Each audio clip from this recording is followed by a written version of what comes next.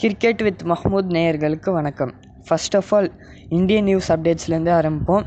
Washington Sundar நியூசிலாண்டுக்கு எகெயின்ஸ்டான T20 சீரீஸ்லேருந்து ruled out ஆகிருக்காரு.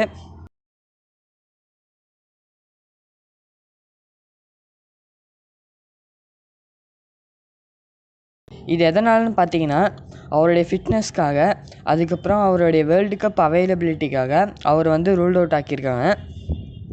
Next, Hyderabad Ranji ட்ராஃபியில் ஹைதராபாத் டீமுக்கான கேப்டனாக இப்போ முகமது சிராஜ் இருக்கார். மும்பை டீமுக்கும் அதுக்கப்புறமேட்டு சத்தீஸ்கர் டீமுக்கு எகென்ஸ்டாக அவர் ஹைதராபாத்துக்காக கேப்டன்சி பண்ண போகிறாரு.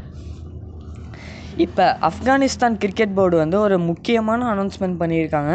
என்ன அனௌன்ஸ்மெண்ட்னால், அதாவது ஆப்கானிஸ்தான் பிளேயர்ஸ் ஒரு இயரில் அவங்க வெறும் 3 ஃப்ரான்ச்சைசி பேஸ்டு T20 டோர்னமெண்ட்ஸ் மட்டும்தான் ஆட முடியும். இந்த டிசிஷனை அவங்க எதனால் எடுத்திருக்காங்கன்னா, அவங்களுடைய பிளேயர்ஸ் ஃபிட்னஸ்க்கும் அவங்களுடைய பிளேயர்ஸ் ஃபிட்னஸ்க்காக இந்த டிசிஷனை அவங்க எடுத்திருக்காங்க.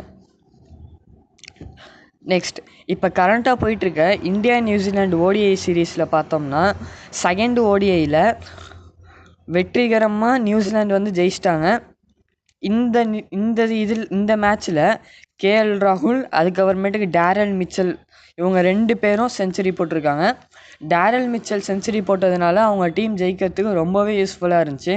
அதுக்கப்புறமேட்டு KL ராகுல் செஞ்சுரி போட்டதுனால அவருக்கான கரெக்டான ஸ்பாட்டான 5th ஸ்பாட்டை அவர் ரீட்டைன் பண்ணிக்கிறாரு.